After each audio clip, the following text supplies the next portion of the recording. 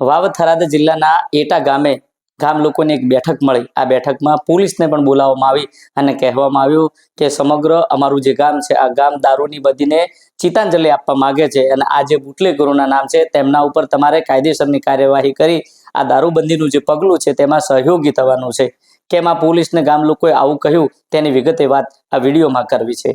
વૈષ્ણવજન તો તેને કહીએ જે પીડ પરાઈ જાનાને રે।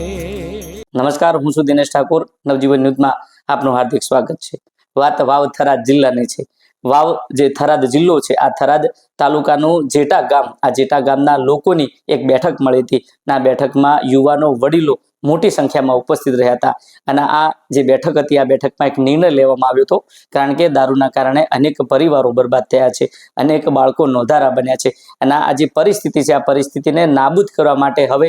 દારૂબંધી છે, આ દારૂબંધી એક માત્ર વિકલ્પ હતો અને આ વિકલ્પ ગામ લોકોએ પસંદ કર્યો હતો અને આખરે ગામ લોકોએ આ બેઠકમાં એક નિર્ણય કર્યો કે આ જે દારૂ છે આ દારૂ ઉપર સંપૂર્ણપણે પાબંદી કરવાની છે અને આ જે બેઠક છે આ બેઠકમાં પોલીસને પણ બોલાવવામાં આવી હતી અને પોલીસને એક લિસ્ટ આપવામાં આવ્યું હતું અને આ લિસ્ટ બુટલેગરોનું હતું અને કહેવામાં આવ્યું હતું કે સાહેબ આ જે લિસ્ટ છે આ લિસ્ટના આ લોકો છે તેમના સામે કડક કાર્યવાહી કરી અમારા ગામમાં જે દારૂની બદી છે આ બદી પર સંપૂર્ણપણે તેનું જે કંટ્રોલ છે કંટ્રોલ કરવામાં આવે, દારૂ વેચવા પર પ્રતિબંધ કરવામાં આવે અને કદાચ કોઈ એવી ગુસ્તાખી કરે છે તો તેમના ઉપર કાર્યવાહી કરવામાં આવે તે માટે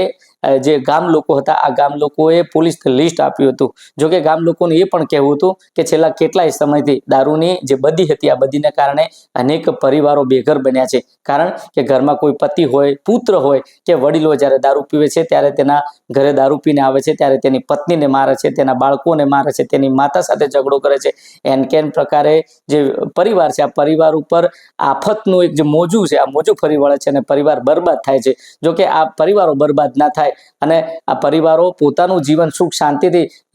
જીવી શકે તે માટે ગામ લોકોએ આ બેઠક કરી। તેના બેઠકમાં આ નિર્ણય કરવામાં આવ્યો હતો। જો કે જે લિસ્ટ આપવામાં આવ્યું હતું આ લિસ્ટ બુટલેગરોનું હતું અને પોલીસને એ પણ કહેવામાં આવ્યું હતું કે સાહેબ અમે જે લિસ્ટ તમને આપીએ છીએ એ લિસ્ટ તમારી પાસેથી કોઈ અન્ય પાસે ન જાય અને કોઈનું અમારું પણ નામ વાયરલ ન થાય, કારણ કે આ બુટલેગરો છે આ બુટલેગરો ખોટી અમારા ઉપર ફરિયાદ કરશે, અમને ધાક ધમકી આપશે। ત્યારે પોલીસ દ્વારા આ જે ગામ લોકો હતા આ ગામ લોકોને ખાતરી આપવામાં આવી કે આ જે લિસ્ટ છે આ લિસ્ટ કોના દ્વારા આપવામાં આવ્યું તેની કોઈ પણ જે યાદી છે, જે નામ છે અમે ક્યાંય વાયરલ નહીં કરીશું અને જે બુટલેગરો દ્વારા જે ખોટી ફરિયાદો કરવામાં આવે છે, ખોટી એટ્રોસિટી કરવામાં આવે છે તેને લઈને અમે કડક કાર્યવાહી કરીશું, પૂછપરછ કર્યા બાદ જ અમે ફરિયાદ દાખલ કરીશું। આ પ્રકારની બેઠક મળી હતી અને જે થરાદ પોલીસ છે આ થરાદ પોલીસે સંપૂર્ણપણે આ ગામને જે ટેકો આપ્યો હતો અને વિશ્વાસ આપ્યો હતો કે દારૂબંધીનું તમારું જે આ બેડું છે આ બેડામાં અમે સહયોગી થઈશું, સંપૂર્ણપણે આ ગામમાં દારૂબંધી થાય તે માટેના અમે પગલાં ભરીશું, કાર્યવાહી કરીશું। જો કે આ તમામ જે બાબત હતી આ બાબતને લઈને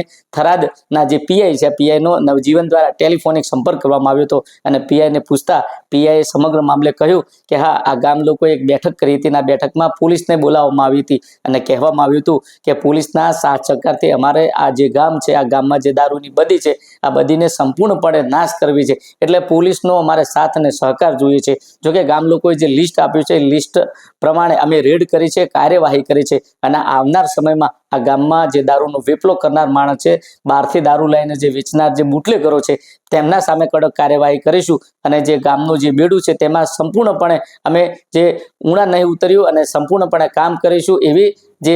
બાંયધરી છે આ બાંયધરી પોલીસ આપી છે। ત્યારે આવનાર સમયમાં આ પોલીસ આ જે દારૂબંધીનું જે ગામનું જે બેડું છે આ બેડામાં કેટલી સહયોગી નીવડે છે તે જોવું રહ્યું। દિનેશ ઠાકોર, નવજીવન ન્યૂઝ, વાવ થરાદ।